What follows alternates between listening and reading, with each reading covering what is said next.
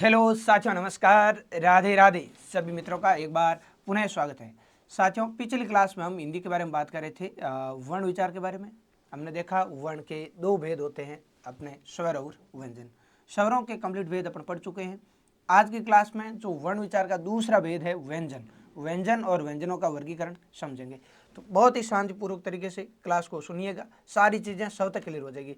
जिस प्रकार से मुझे पूरी उम्मीद है कि आपके अब स्वर और स्वरों के वर्गीकरण में किसी प्रकार का संशय नहीं है, उसी प्रकार से अपन बात करेंगे आज की क्लास में व्यंजन के बारे में। व्यंजनों की मैं बात करूं मित्रों तो अघोष है, सघोष है, अल्प प्राण, महाप्राण। इनमें विद्यार्थी 50 बार पढ़ लेते हैं लेकिन कन्फ्यूजन रहता ही रहता है। लेकिन आज की क्लास के बाद आपका व्यंजन से संबंधित किसी भी प्रकार का कन्फ्यूजन नहीं रहेगा। लगभग व्यंजन का कंप्लीट वर्गीकरण आज की क्लास में पढ़ लेंगे। अगर कुछ ड्यू रह गए तो नेक्स्ट क्लास में कंप्लीट कर लेंगे। चलिए देखिए, जिसके बिना हम आधे आधे वही अपने राधे राधे। साथियों, हम बात करेंगे व्यंजन और व्यंजनों का वर्गीकरण। व्यंजन एवं व्यंजनों का वर्गीकरण।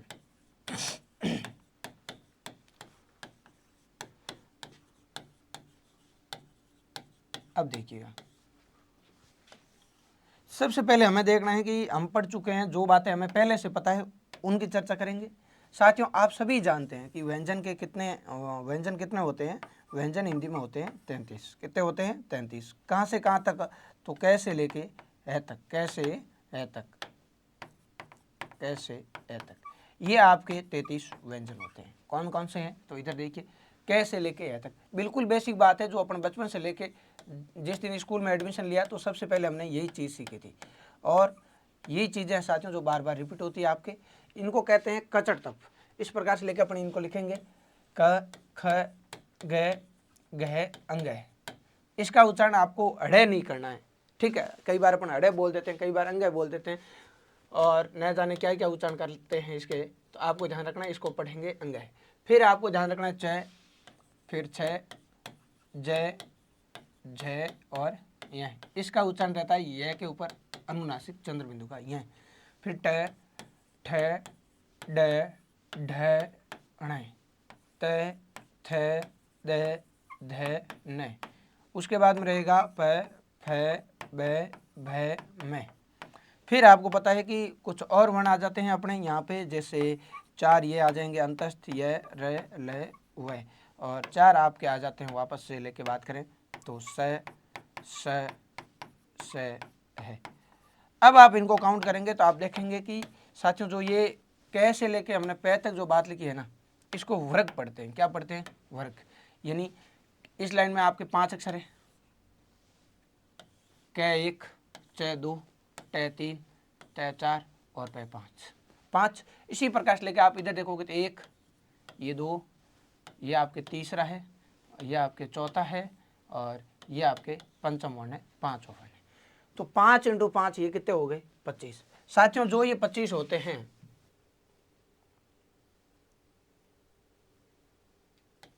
जो ये 25 है कैसे लेके मैं तक, कैसे मैं तक, कितने हुए? इधर भी 5 और इधर भी 5, 5 × 5 25। इन 25 को कहते हैं अपन स्पर्श व्यंजन। क्या कहते हैं? स्पर्श व्यंजन। ये स्पर्श क्यों कहते हैं, इन सब की बातें हम अभी करेंगे। ये आपके स्पर्श व्यंजन होते हैं।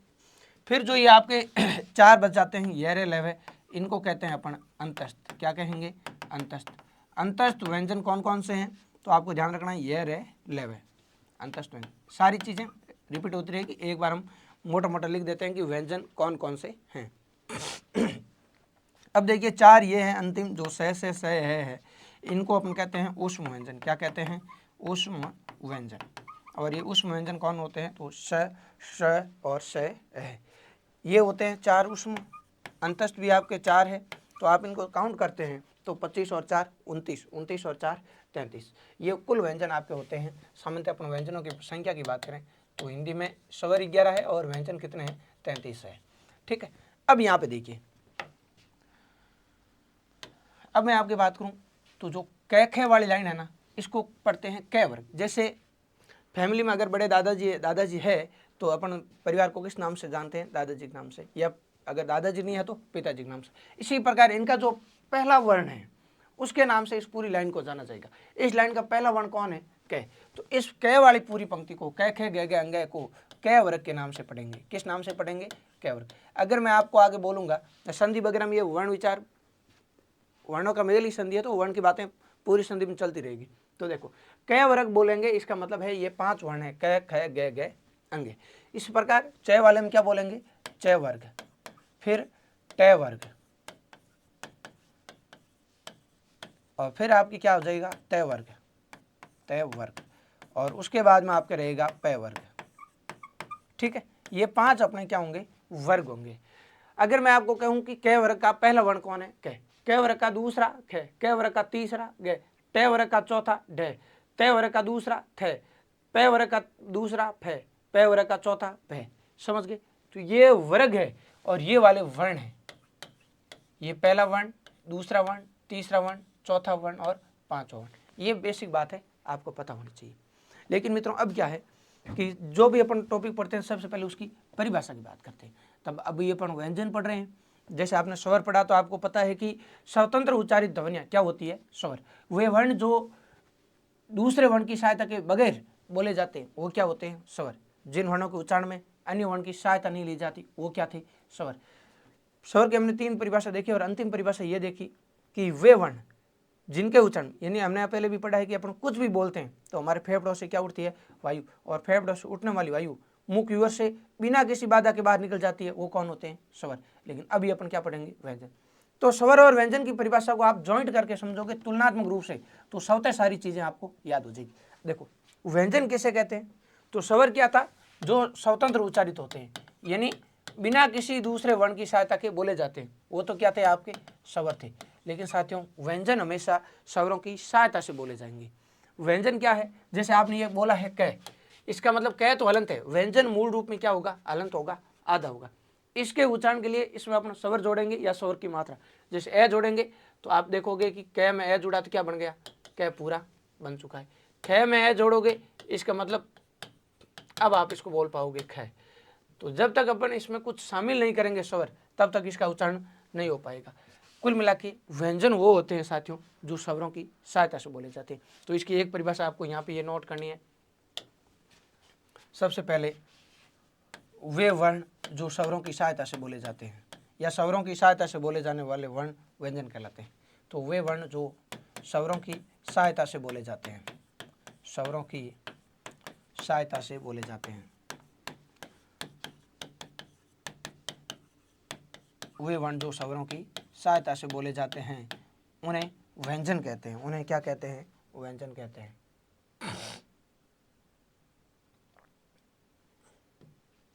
उन्हें व्यंजन कहते हैं। एक तो ये परिभाषा आपको ध्यान रखनी है। दूसरी हमने स्वर में क्या पढ़ी कि फेफड़ों से उठने वाली वायु मुख विवर से बिना किसी बाधा के निर्बाध गति से बाहर आ जाती है, वो होती है स्वर। लेकिन साथियों व्यंजन क्या होंगे? इनके उच्चारण में जो फेफड़ों से उठने वाली वायु है वो मुख विवर के अवयवों से बाधित होकर बाहर निकलेगी। स्वर वो है जो निर्बाध गति से बिना किसी बाधा के वायु बाहर आ जाए, और व्यंजन वो है जो बाधा से, जिनके उच्चारण में मुख विवर से बाधित होकर के उनका उच्चारण हो, वो क्या हो जाएंगे? व्यंजन। तो एक परिभाषा आपको ये भी ध्यान रखनी है, वे वर्ण जिनके उच्चारण में फेफड़ों से, फेफड़ा नहीं करना, यहाँ बिंदी नहीं करनी है, फेफ है, ठीक है। तो फेफड़ों से उठने वाली वायु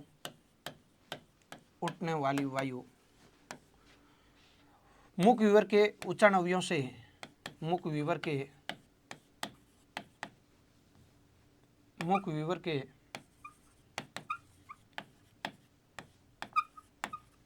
उच्चारण अवयवों से बाधित होके बाहर निकले।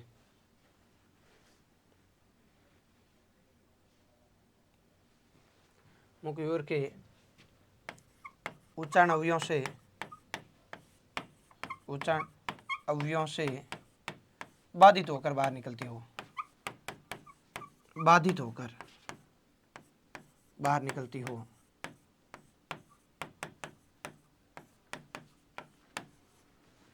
बाहर निकलती हो, उन्हें व्यंजन कहते हैं।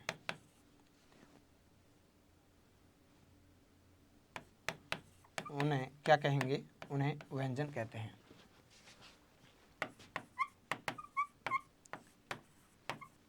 अब देखिए, ये पहली स्लाइड है अपनी, यहाँ पे हमने केवल परिभाषा समझी है कि व्यंजन और व्यंजनों का वर्गीकरण। तो व्यंजन क्या है, तो जो वर्ण स्वरों की सहायता से बोले जाते हैं या फिर जिनके उच्चारण में फेफड़ों से उठने वाली वायु मुख विवर के विभिन्न अवयवों से, विभिन्न उच्चारण अवयवों से क्या होके बाधित होकर बाहर निकले, वो व्यंजन है। व्यंजनों की हिंदी में संख्या कितनी है, 33। वो कहाँ से कहाँ तक होते हैं, ये कैसे लेके है तक। आशा और अपेक्षा बिल्कुल बेसिक बात है, तो यहाँ अपने ज़्यादा समय खराब नहीं करेंगे, टू द पॉइंट आगे चलेंगे।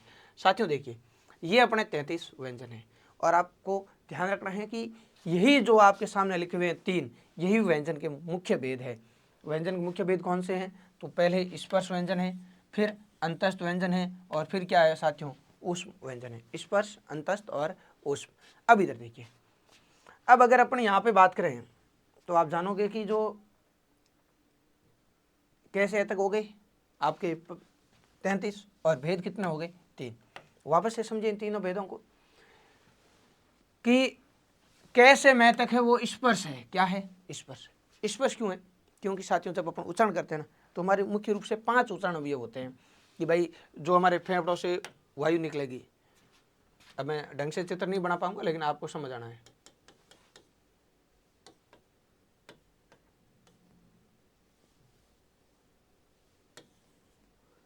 मान लीजिए ये हमारे फेफड़ों से वायु आएगी, आते ही सबसे पहले कहाँ पे स्पर्श करेगी, कंठ में। कहाँ पे करेगी, कंठ में। तो एक उच्चारण स्थान अपना क्या हो जाएगा, कंठ। कंठ के बाद में यहाँ पे आपको काकल वाला चिन्ह दिख रहा होगा, इसके आसपास से आगे का एरिया होता है, वो होता है आपके तालु। तालु, तालु के बाद में आप देखोगे कि जो मसूड़ों के पीछे जो ऊपर का खोखला हिस्सा है, इसको अपन कहते हैं मूर्धा। क्या कहते हैं, मूर्धा। हालांकि ये चीजें याद नहीं हो तो कोई बात नहीं, याद अपने आप हो जाएगी, केवल गौर से सुनना है, क्योंकि इन चीज़ों का अपन बार बार प्रैक्टिस करेंगे। एक क्लास में एक चीज़ को 10 बार दोहराएंगे, सब तो याद हो जाएगी। ठीक है, मूर्धा। मूर्धा के बाद में आपके आ जाते हैं दांत। क्या आ जाते हैं, दांत। और दांतों के बाद में क्या आ जाता है, ओठ। ओष्ठ कह सकते हैं अपन। ठीक है, ओष्ठ, ओष्ठ। अब देखो याद कैसे रखेंगे, देखो सबसे पहले कौन है, कंठ। फिर तालु और मूर्धा में आपके कंफ्यूजन है, तो देखो पहले तय आता है या मैं आता है। तो बेसिक बात है कि पहले क्या आएगा, तय, फिर क्या आएगा, मैं। तो आपके पहले तय आता है, यानी पहले तालु है, फिर क्या है, मूर्धा, और बाद में आप जानते हो दांत है, और दांतों के जस्ट बाद में कौन है, ओठ है। अगर ऐसा नहीं करके पीछे क्रम में याद रखोगे, पहले ओठ है, ओठों के पीछे दांत है, फिर मूर्धा, फिर तालु, और फिर लास्ट में क्या हो जाएगा, कंठ। यहाँ पर ये चीजें बाधित होकर बाहर निकलती। आगे अपन उच्चारण स्थानों में भी पढ़ेंगे बाधित कैसे। देखो आप इधर देखो, जैसे आप पै वाली लाइन बोलो, पै फै बै भै मैं। देखो साथियों, जब तक बोलोगे नहीं तब तक ये चीजें याद नहीं होगी, बोलना पड़ेगा। घर बैठे बोलिए आप, पै फै बै भै मैं।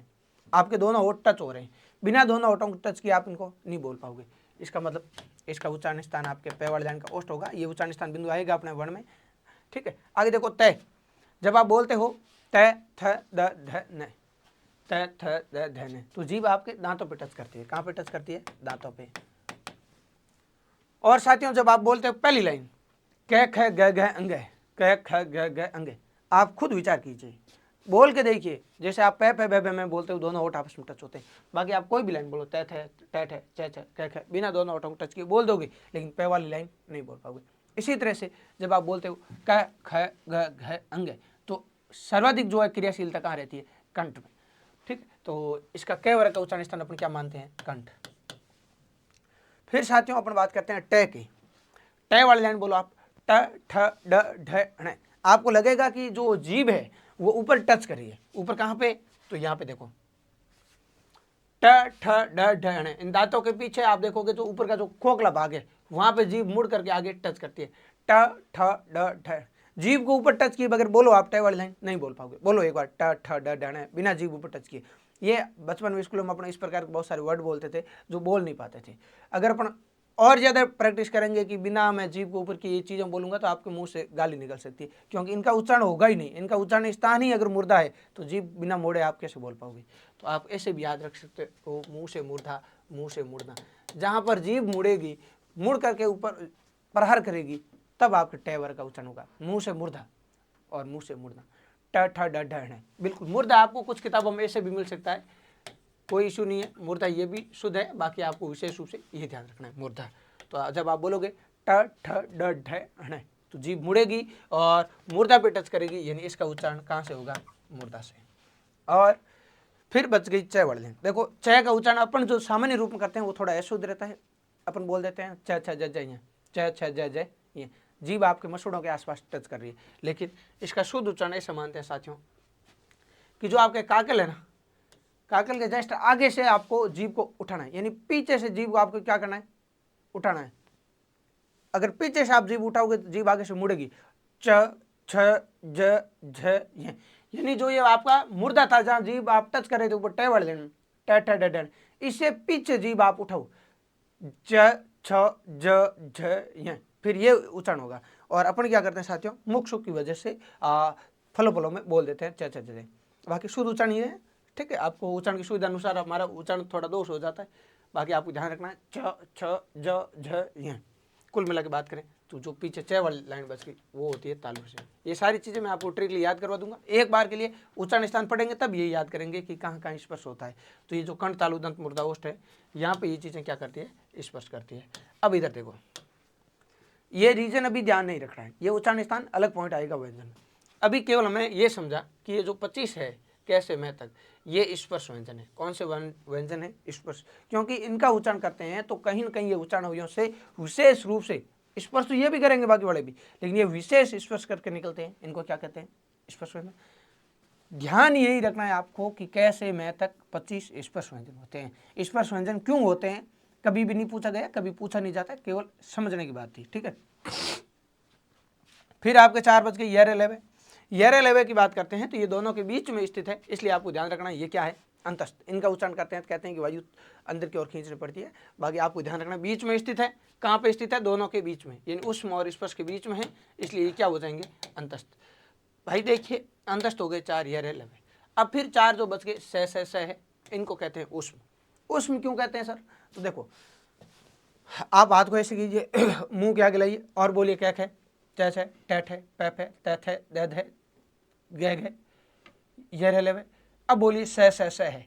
तो जब आप स है बोलते हो तो आपको लगेगा हाथ ऐसे मुंह के आगे रखोगे तो आपको आइडिया होगा कि जब हम स है बोलते हैं तो मुंह से जोरदार उष्मा बाहर निकलती है, गर्म उष्मा बाहर आती है। ये गर्म उष्मा बाहर क्यों आती है भाई, क्यों स में क्यों आती है, बाकी में क्यों नहीं आती।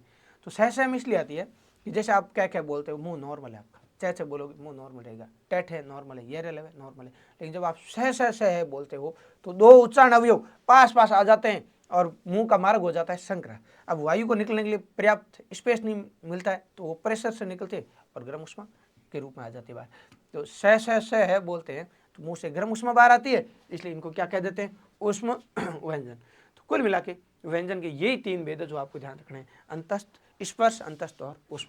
तो साथियों अगर आपको कोई आधार नहीं दे और सीधे पूछे व्यंजनों के कितने भेद है, तो मुख्य रूप से व्यंजन के 3 भेद है। तो हमने ये परिभाषा समझी व्यंजन 33 से कैसे है तक। अब हम समझेंगे व्यंजनों के भेद।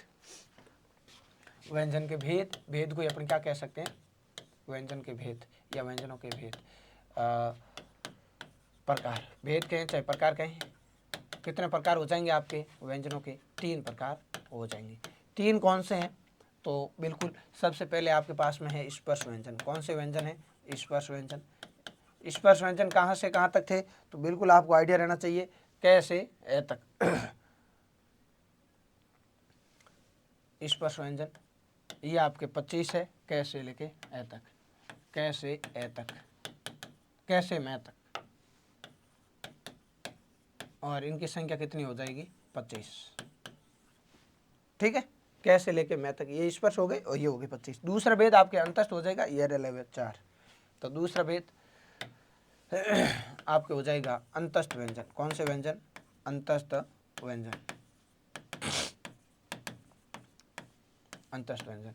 ये कितने हैं, तो ये 4 है। कौन कौन है, ये र ल और इनकी संख्या हो जाएगी आपके 4। इसके बाद में अगला भेद आता है आपके ये वाला, लास्ट में कौन बच के, उष्म व्यंजन, स है। तो फिर तीसरा भेद हो जाएगा आपके उष्म व्यंजन, और उष्म व्यंजन भी आपके 4 हो जाएंगे, स है, स है। और इनकी संख्या की बात करें तो ये कितने हो गए आपके 4।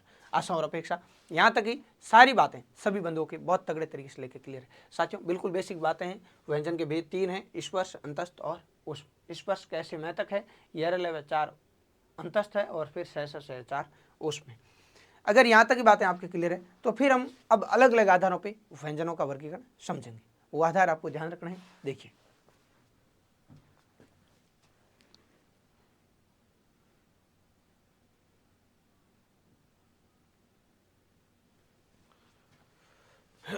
व्यंजनों का वर्गीकरण,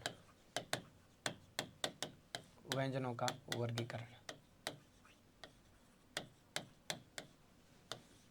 देखो मुख्यतः अपन 3 आधारों पे यहाँ पे पढ़ेंगे जो एग्जाम पॉइंट ऑफ व्यू से बहुत इंपॉर्टेंट है और एग्जाम में यहाँ से प्रश्न छपता है। तो साथियों सबसे पहले अपन जो पढ़ते हैं आपके अल्प प्राण और महाप्राण, तो उनको समझेंगे अल्प प्राण और महाप्राण को। यानी कि पहला आधार हो जाएगा आपके श्वास वायु या प्राण वायु के आधार पर श्वास वायु या प्राण वायु के आधार पर, प्राण वायु के आधार पर।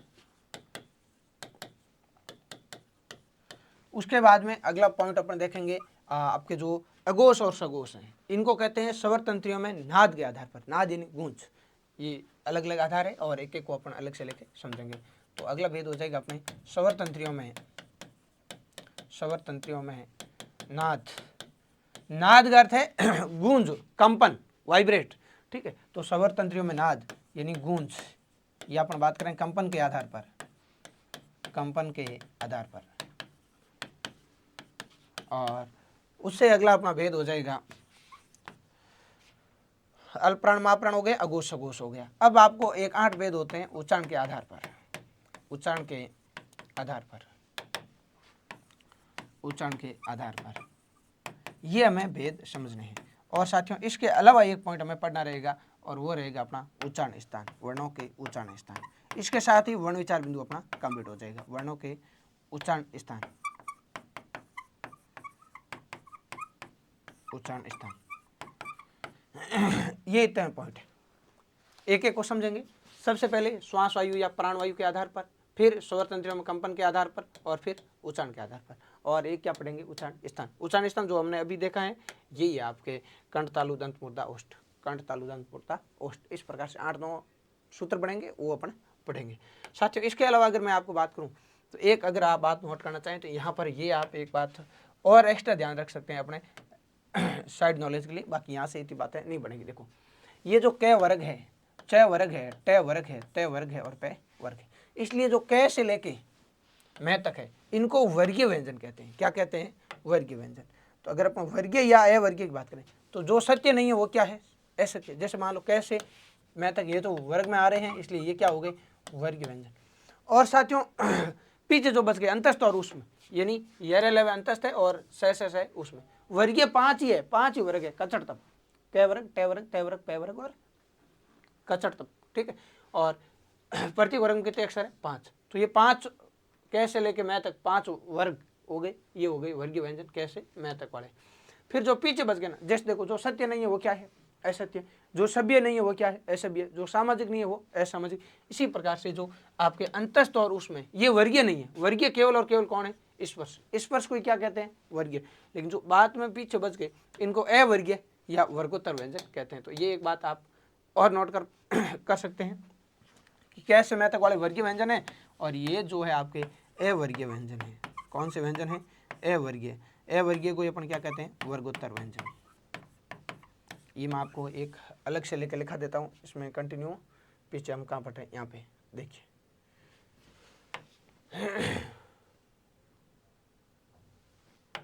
देखिए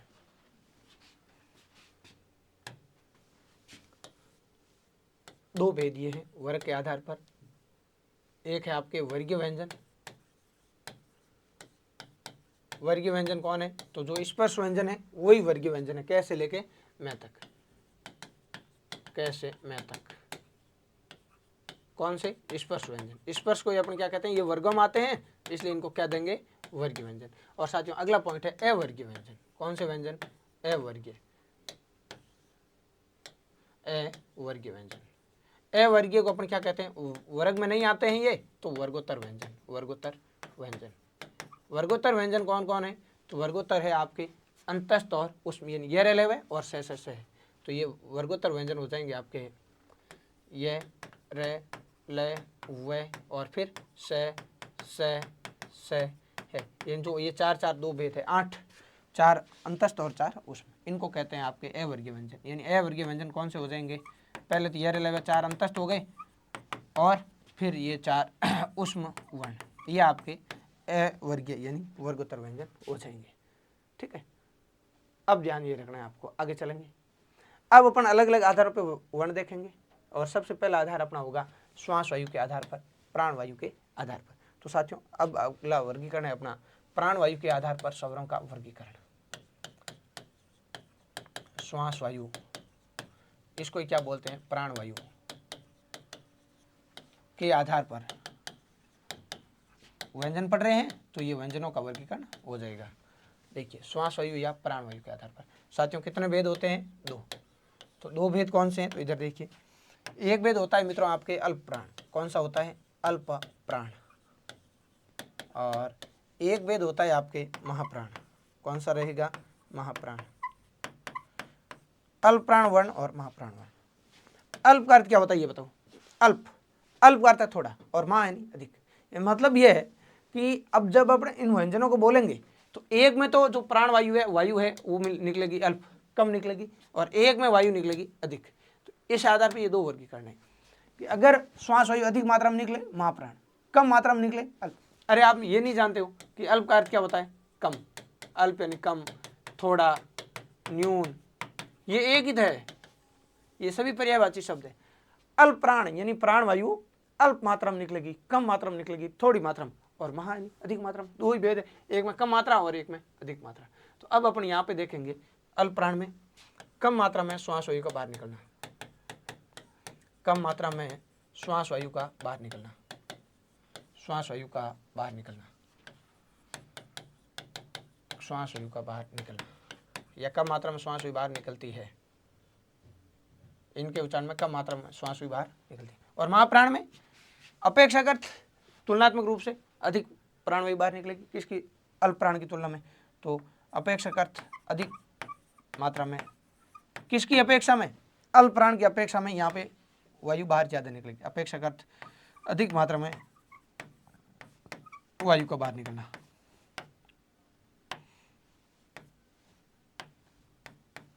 अधिक मात्रा में वायु का बाहर निकलना,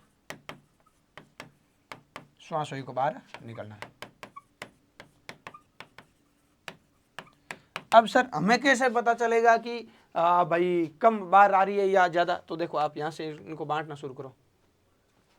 अब मैं आपको ये जो चीज़ें हैं हम पीछे लिख चुके हैं तो इसलिए मैं इनको हटा रहा हूँ। और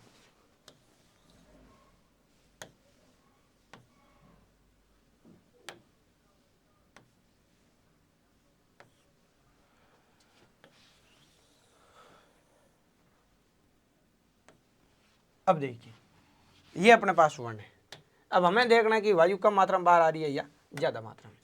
ठीक है, देखो साथियों कई बार क्या होता है परीक्षा में हमें झाका ही नहीं लगता है, अपन यहाँ से पढ़ के आते हैं पहला दूसरा तीसरा या तीसरा चौथा पाँचवा, या पहला तीसरा पाँचवा अल्प प्राण है एक महाप्राण है, वहाँ कन्फ्यूज होते हैं। लेकिन आज अपने एक ऐसी खतरनाक वाली ट्रिक देखने वाले हैं कि आप मर जाओगे लेकिन ये बातें भूलोगे नहीं। देखो अल्प प्राण का अर्थ क्या है, कम, तो कम कौन से हैं और अधिक कौन से हैं, याद कैसे रखें, तो इधर देखो, इसके लिए आपको अंग्रेजी आनी चाहिए। क्या आनी चाहिए, हिंदी पढ़ रहे हैं लेकिन क्या आनी चाहिए, इंग्लिश। इंग्लिश कितनी आनी चाहिए, मतलब ज़्यादा इंग्लिश नहीं आनी चाहिए आपको, क्योंकि मुझे पता है आप में से बहुत सारे विद्यार्थी इंग्लिश के एक्सपर्ट है और कुछ विद्यार्थी ऐसे भी हैं जिनको हाउ डू यू डू मतलब डू डू है। तो आपको ये ध्यान रखना है कि हमें केवल और केवल अंग्रेजी में क्या आना चाहिए, फिर कभी भूलने वाली समस्या सदा के लिए खत्म, भूलना भूल जाओगे आप। अंग्रेजी में एक वर्णमाला आनी चाहिए, वर्णमाला में अगर पहली लाइन आपको अंग्रेजी में आती है तो आपका नाका लग जाएगा, ज़्यादा सोचना नहीं है। कैसे, देखो इधर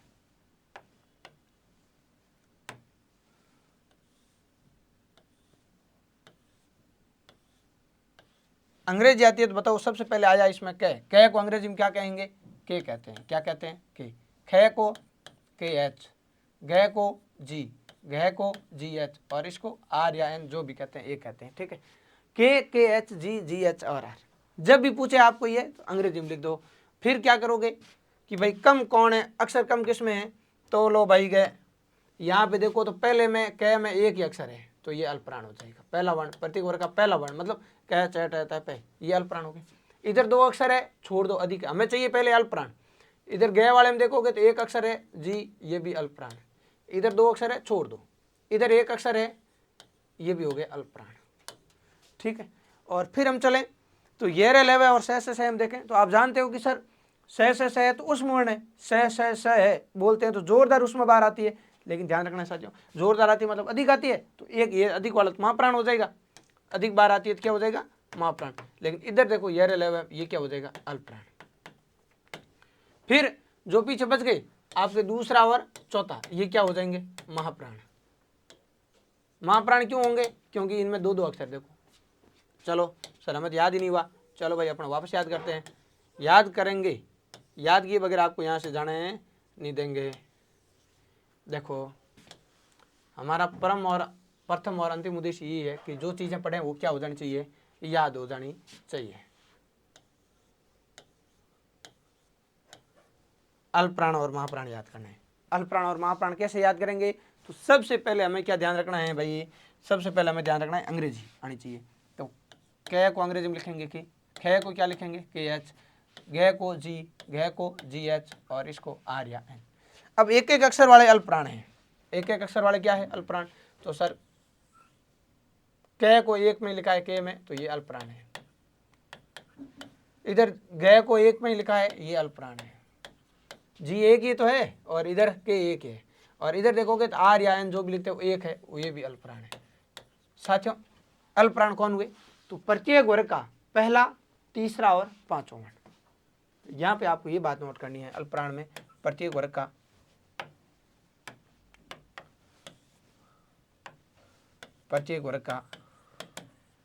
पहला, तीसरा और पांचवा, प्रत्येक वर्ग का पहला, तीसरा और पांचवा वर्ण।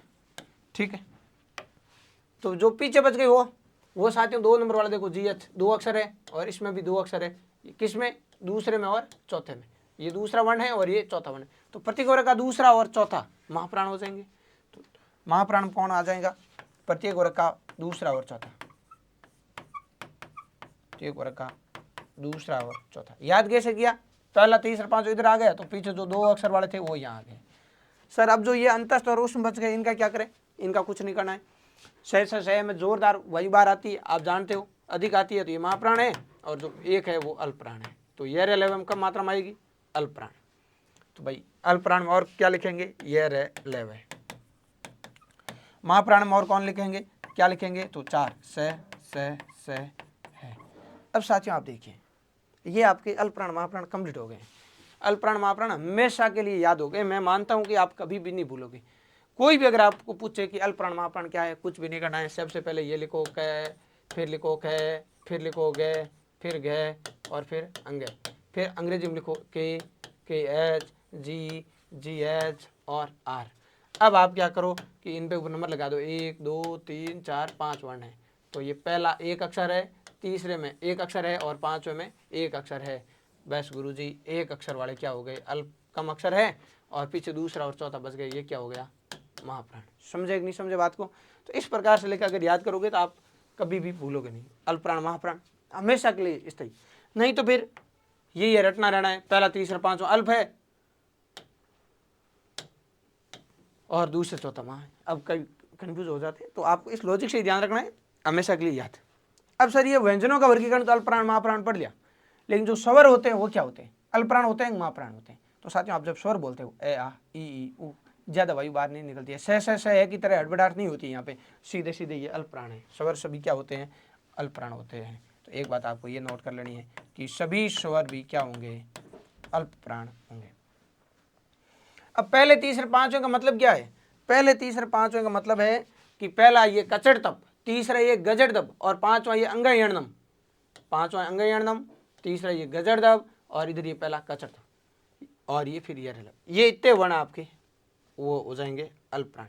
महाप्राण में दूसरे चौथे का मतलब क्या है, खचड़ थप और गजड़ दब और फिर सह।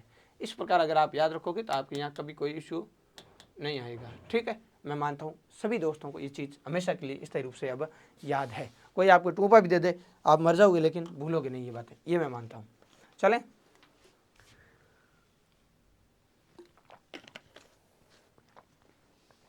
आगे बढ़ते हैं और अगला वर्गीकरण अपन देखते हैं। यहाँ पे देखो,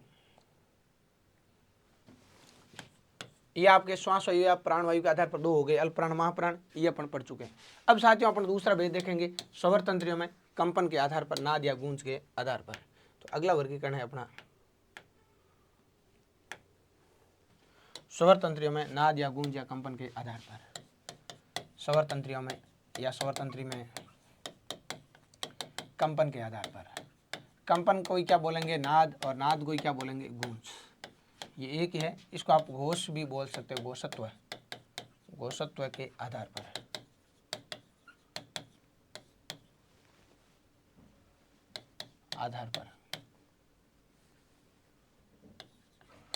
घोषत्व के आधार पर स्वर तंत्री में कंपन या घोष के आधार पर भी इसके दो भेद है आपके। देखो इधर कितने भेद हो जाएंगे, दो। कौन कौन से है दो, तो इधर देखो, ये कह रहा है अगर कंपन हो रही है, मतलब क्या हो रहा है, घोष, घोष का अर्थ है कंपन, नाद, गूंज, तो गूंज हो रही है तो वो तो है घोष, और गूंज नहीं हो रही है वो है अघोष। भाई जो सत्य नहीं है वो क्या है, असत्य। तो जिधर घोष नहीं है वो क्या होगा, अघोष। अघोष यानी गूंज नहीं है, और घोष यानी गूंज है। अब एक नाम ये मिल जाता है अघोष, सघोष, अघोष और सघोष। तो देखो अघोष यानी घोष नहीं है, और घोष को ही क्या बोल देते हैं, सघोष। ये दोनों एक ही है। वापस देखो, घोष यानी गूंज होगी, घोष यानी गूंज है, और स यानी साथ, जिसके साथ में गूंज है यानी जहां पर कंपन है वो है घोष या सघोष, और गूंज नहीं है वो क्या है, अघोष। तो देखो इसके दो भेद हो जाते हैं। पहले अपन अघोष को पढ़ लेते हैं और फिर सघोष समझ लेंगे। पहला भेद हो जाएगा आपके अघोष, और दूसरा भेद हो जाएगा आपके सघोष। याद कैसे करें, तो इधर देखो अघोष कौन से है। अब देखो मित्रों, अगर अपन सोचें कि कहाँ कंपन होगी कहाँ कंपन नहीं होगी, तो सामान्य स्तर पर अपन ये ढूंढ नहीं पाएंगे कि कंपन हो रही है कि नहीं हो रही है, या आपको एग्जाम में लगेगा कहाँ कहाँ कंपन हो रही है, समझ ही नहीं पाओगे इन चीज़ों को। तो इसके लिए आपको ध्यान रखना एक लॉजिक ट्रिक। देखिए, बाकी तो अगर मैं आपको बताऊं कि घोष है कि नहीं है, कंपन है कि नहीं है, तो उसके लिए आप ये ध्यान रख सकते हो कि भाई देखो, क और ख, च और छ, ट और ठे, त और थ, पे और फे, और से बोलते हो तो कंपन नहीं होती है मित्रों। और जब आप ग घ अंग बोलते हो, ज ज यहाँ बोलते हो, ड ढ ण बोलते हो, द, मर जाओगे आप, लेकिन भूल जाओगे। इधर कंपन होती है और इन दो नहीं होती। तो सर क्या करें, तो उसके लिए एक ही बात है, अपनी ट्रिक जिंदाबाद। ठीक है, और वो ट्रिक क्या है तो इधर देखें, अभी अपन समझेंगे इन ट्रिक्स को। देखो साथियों, एक ट्रिक आती है अघोष और सघोष की।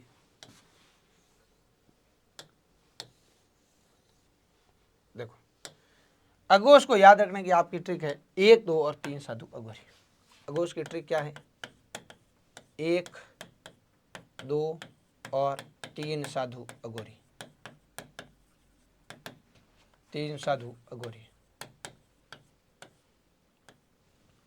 ठीक है, बस अगर इतना मैटर याद हो गया आपको तो बस जिंदाबाद। बोलो 1 2 और 3 साधु अघोरी बोलना है आपको, कम से कम 8 10 बार बोलोगे तो ये लाइन याद रहेगी। 1 2 और 3 साधु अघोरी, 1 2 और 3 साधु अघोरी, 1 2 और 3 साधु अघोरी, 1 2 और 3 साधु अघोरी। ठीक है, ठीक है गुरु जी। 1 2 का मतलब ये है साथियों, प्रत्येक वर्ग का एक यानी पहला वर्ण, 2 का अर्थ है दूसरा वर्ण, पहला और दूसरा। एक यानी पहला मतलब कचड़तब, दूसरा खचड़तब, यानी कैक है, चैच है, टेट है, तैथ है, पैफ है। ये 1 2 और सर 3 साधु कौन से, ये 3 साधु मतलब तीनों से। हिंदी में से कितने होते हैं, 3। 1 2 और 3 साधु अघोरी, अघोरी यानी अघोष। अघोरी से क्या याद हो जाएगा, अघोष। अघोष कौन है, 1 2 और 3 साधु। ठीक है सर, तो 1 2 का मतलब हम समझ गए, कहीं समझो प्रधान। तो 1 2 यानी प्रत्येक वर्ग का पहला दूसरा वर्ण, प्रत्येक वर्ग का पहला और दूसरा वर्ण। फिर 3 साधु, सर ये रहे 3 साधु मतलब तीनों से, तो ठीक है। इसके बाद में कौन हो जाएंगे, तीनों से। ये क्या है, अघोरी, और अघोरी का तात्पर्य अघोष से। कुछ भी नहीं भूलोगे, मैंने कहा ना केवल इस लॉजिक से ध्यान रखना है कि भाई अगोरी यानी ये अघोष वर्ण है, कौन है, 1 2 और तीनों से, ये क्या है, अघोष। तो आराम से लेकर आपको ये याद रह जाएगा, 1 2 और 3 साधु अघोरी। अब साथियों सगोश के लिए आपको ज़्यादा माथापौड़ी करनी नहीं है, जबरदस्ती ये अपने आप याद हो रहा है तो फिर भेजामारी करनी क्यों है। देखो दो आपके वर्गीकरण, दो भेद है, अघोष और सगोश। अघोष आपको पता है तो बाकी वाले सब क्या हो गए, सगोश। सगोश कौन है, तो भाई 1 2 यहाँ आ गया, पहला दूसरा यहाँ आ गया, पीछे कौन बचा सर, पीछे तो ये बचा, पहला दूसरा आ गया तो इधर से पीछे कौन बचा, ये जो तीसरा चौथा पांचवा, तीसरा चौथा पांचवा। तो बस यहाँ से ध्यान रखो आपके ये सगोश में हो जाएगा। प्रत्येक वर्ग का भाई दो भेद है, अघोष आपको आ रहे हैं तो पीछे बच के वो क्या हो गए, सगोश। अघोष याद कैसे किया, 1 2 और 3 साधु अघोरी, पहला दूसरा और तीनों से। तो पहले दूसरा यहाँ आ गया तो पीछे कौन बचा, तो प्रत्येक वर्ग का तीसरा चौथा और पांचवा वर्ण, ठीक है। और कौन बचा, प्लस 3 से यहाँ आ गए, 3 से आगे देखो पीछे कौन बचा भाई, तीसरा चौथा पांचवा लिख दिया हमने, फिर तीनों से इधर लिख दिया तो इधर कौन बचा, ये रे लेवे और है, ये रे लेवे और है, ये रे लेवे और है। तो कुल मिला के जब आपने ये लिख दिया है कि 1 2 और तीनों से अघोष है, तो जो पीछे बच गए ना मित्रों, ये वाले ये रे लेवे और 3 4 5, ये आपके क्या हो जाएंगे, सगोश। सगोश को क्या कहते हैं, घोष। मतलब घोष है या जिसके साथ में घोष है वो सगोश है, घोष नहीं है तो अघोष। तो पीछे कौन बचे, 3 4 5 और ये रेलवे है। साथियों याद केवल आपको इस एक बात से याद रह जाएंगे, कौन सी बात, 1 2 और 3 से दो गोरी, 1 2 और तीनों से इधर लिखा, पीछे कौन बचा, 3 4 5 और कौन बचा, तो सर यहाँ पे फिर तीनों से आगे तो इसके अलावा क्या आता है, ये रेलवे और क्या आता है, ये देखो ये क्या रहा, ये रेलवे और तो ये आपके क्या हो जाएंगे, सगोश। समझ गए या नहीं समझे, बताओ समझे कि नहीं समझे। इससे सरल मित्रों मुझे नहीं लगता इस दुनिया में कोई तरीका बनाए, और ये सबसे सरल तरीका बाप के सामने है।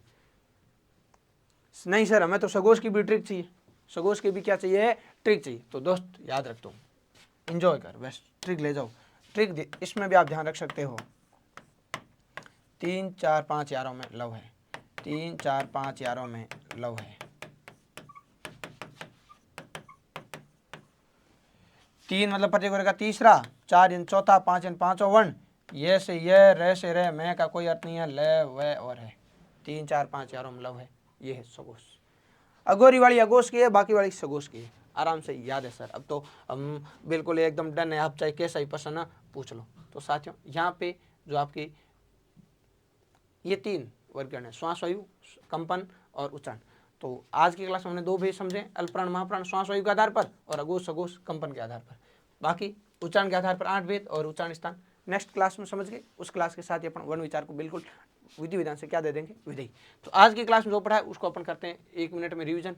देखो सबसे पहले हमने लिया व्यंजन, जो स्वरों की सहायता से बोले जाते हैं व्यंजन कहलाते हैं, और फेफड़ों से निकलने वाली वायु बाधित होकर बाहर निकले व्यंजन है। व्यंजन है कितने, 33, कै से लेके ए तक। Okay done.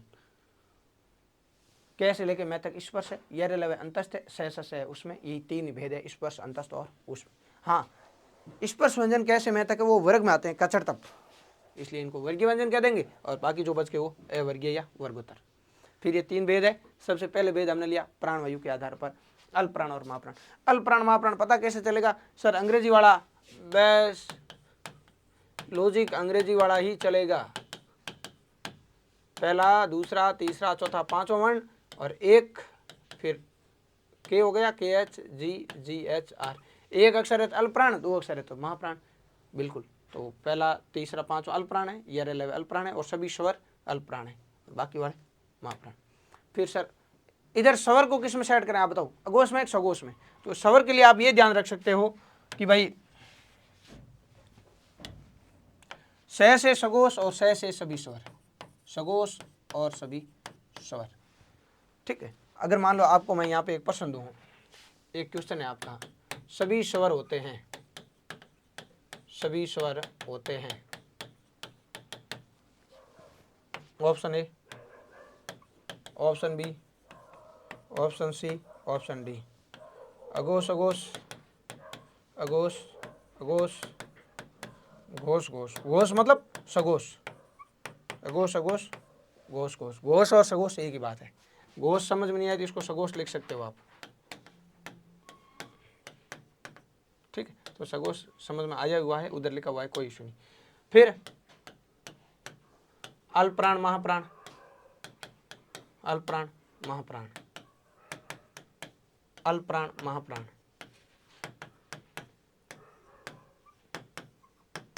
अब देखो राइट आंसर कौन सा होगा।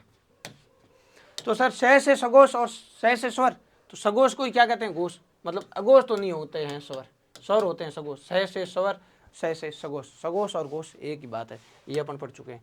सगोश कहो, अच्छा सगोश लिखा है केवल, तो आपको ध्यान रखना है सगोश और घोष एक ही है।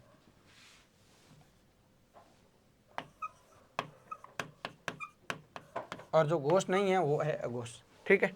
और सभी स्वर स से स्वर, स से सगोश, तो मतलब अभी अघोष तो नहीं है, स्वर क्या होंगे, घोष, ठीक है सर, यहाँ तक तो डन। मतलब पहला और दूसरा ऑप्शन सीधे कट गया। फिर अब या तो ये घोष दोनों सेम है, ठीक है। अब स्वर अल्पप्राण है एक महाप्राण, तो सर स्वरों के उच्चारण में तो वायु है कमी निकलती है, तो अल्पप्राण, सी ऑप्शन आपका राइट आंसर हो जाएगा। यानी मैं यहाँ लिखना चाहूँ तो नॉट सभी स्वर सगोश अल्पप्राण होते हैं, सभी स्वर आपके क्या हो जाएंगे, सगोश अल्पप्राण, सगोश और अल्पप्राण होते हैं, सगोश अल्पप्राण होते हैं। ध्यान रखना है सगोश और घोष एक ही है, घोष यानी सगोश अल्पप्राण होते हैं। फिर ये कैसे याद रहा, 1 2 3 7 गोरी से। और साथियों आज की क्लास में बाकी तो हमने कुछ समझा ही नहीं है, बस ये केवल बेसिक परिचय लिखा है, और बाकी की बातें करेंगे अपन नेक्स्ट क्लास में। तब तक के लिए धन्यवाद, राधे राधे।